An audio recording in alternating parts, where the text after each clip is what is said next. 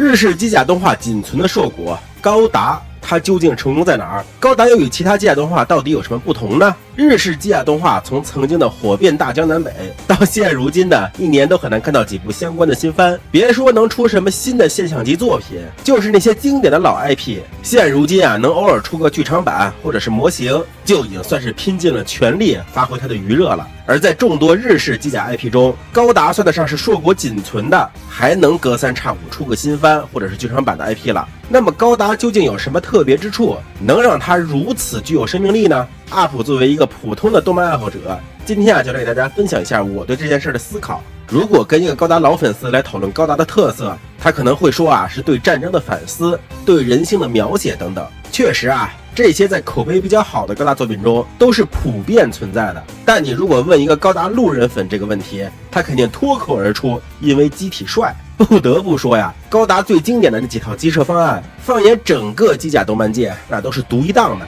可是为什么我们会这么喜欢高达的机设呢？看我5岁的儿子是怎么说的。因为小时候喜欢高达的人，长大肯定就喜欢高达的，肯定就喜欢高达了。有人说对就那帮老家伙喜欢高达，现在的年轻人谁爱看呀？关于这一点呢，也可以听听我儿子是怎么说的。我只喜欢拼高达，不喜欢玩高达。为什么呀？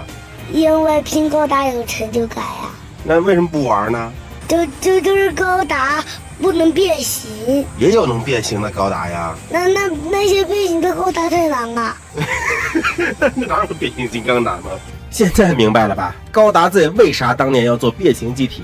当然了，我儿子算是比较特殊的，好歹也算是焦老师家的嫡长子，是不是？父辈的爱好确实传递到子辈身上了。而除了这些焦二代，现在的不少年轻小伙子也确实是对高达模型挺感兴趣的了。毕竟在中国，高达是被分类为潮玩品类里的。咱们从2023年双11 IP 价值榜也可以看出，高达已经超过奥特曼，成为仅次于整个迪士尼 IP 矩阵的存在了。这成绩还是相当耀眼的。而把目光看向海外市场，高达 IP 在万代南梦宫旗下也是一直呈增长趋势。2022年就有要超过龙珠的苗头，2023年的累计销售额也是非常接近龙珠了。也就是说尽管这些年高达动漫口碑不太理想，但模型扩圈速度那还是相当快的，也足以证明呢，高达模型产品还是非常受欢迎的。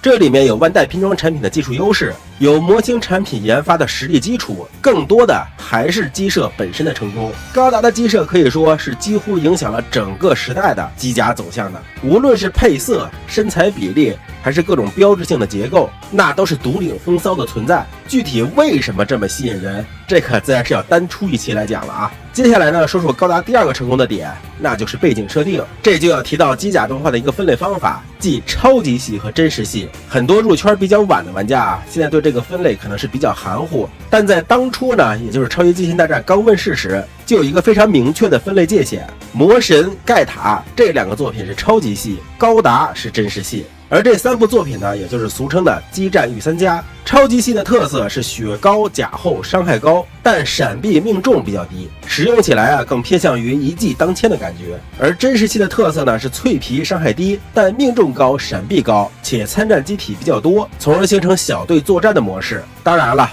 从没有什么人站出来说过哪一部作品就一定属于超级系或者真实系，只是从过往的动画表现及其在激战中的数值分布来看，超级系机甲有一个很显著的特点，就是基本不会想着去给材料能源攻击手段做什么科学性的解释，而剧中的人物厉不厉害也基本取决于谁嗓门大，谁精神力强等等。而真实系呢，则会对机体的传动方式能源供给武器种类有一定相对科学的设定。虽然这种所谓的科学也只是在动画的一些奇特的设定基础之上才能够自圆其说的，但总的来说呢，还是比较偏向于严谨的。当然了，很多真实系机甲也会有随着驾驶员的精神力迸发而发挥出超群的实力的，就比如全金属狂潮的羊肉系统比如高达里边精神感应。不过呢，这都属于是剧中一小部分机师特有的能力，并不会对整个剧的基调做出太大的影响，个别系列除外而这种背景设定上的独到之处，结合那有一定考究的机体设计，就使得高达系列在真实与科幻之间找到了一个相当不错的平衡点。这个平衡点呢，也会根据每部作品的设定有所不同。比如0080、08人的小队，就是大家有口皆碑的真实系作品楷模。而武斗传、独角兽这些，则是在超级系或者说是玄学上做到了巅峰。那么剩下的作品呢，基本就属于在这个框架内上下浮动的存在。这里可能又有人对独角兽打抱不平了啊，说哎呀，你看高达 Z、高达 ZZ 逆袭的夏亚，不也是各种精神力奇迹吗？怎么独角兽就不行了呢？那我只能说呢，同样的东西在别的导演手下拍出来啊，是一种浪漫的奇迹，而在独角兽中呢，就是一种不合逻辑的插入。可能对于喜欢独角兽的人来说啊，差别不大，但在大多数人眼里呢，二者还是有着本质的区别的。这里我就不展开讨论了啊，实在不行以后专门开一期讲。不过呢，我倒也不是说独角兽就是不行，其实独角兽除了后期的各种神迹表现，前期的战斗啊，还是有着相当多的亮点可循的，那个个都是真实系机甲战斗的典范了。只是说呢，巴纳吉那些奇迹平 A， 它和大多数传统高达剧中的感觉有点不太一样。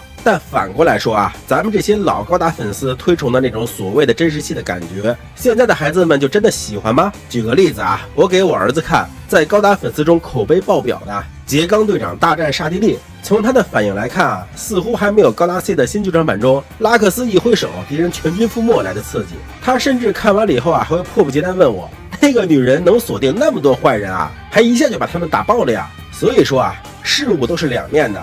我们现在可能看不惯独角兽平 A， 非凡强自横扫千军，或许等下一代孩子们长大以后，这才是他们心中的经典，也不一定呢。而且啊，万代也不傻，他现在明显啊就是两线作战，一面出闪哈甚至是 C 的 Freedom 这样的作品，去拉老粉丝回坑。没错啊，C 的粉现在也是老粉丝了啊。另一方面呢，也会做像焦达这样的青少年更容易接受的作品，来触达新一代的观众。再加上它模型的扩圈，就当前的现况来看啊，它不但是没有成为咱们口中的日落西山的 IP， 反而呢是有着焕发第三春的迹象。最后呀，我再稍微提一嘴，大家津津乐道的高达内核反战这一问题吧。其实早年的高达作品中啊，像0079啊、高达 Z 啊、0080什么的，他们的反战内核啊做的是真心不错的。他们从不会让角色来喊口号，什么战争好残酷啊什么的，而是通过剧情循序渐进的，让你看到战争中人性的扭曲、底层人民的无奈与挣扎等等。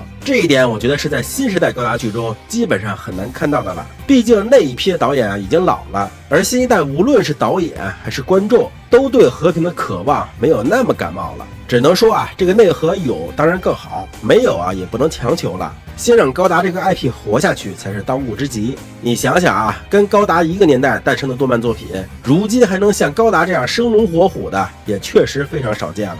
希望万代能够把握好这个机遇，拿这些年赚的钱搞点口碑商业成绩双丰收的作品吧，那自然是厂家与玩家双赢的节奏呀。好了，今天视频这么多，希望大家多多点赞支持，我们下期再见。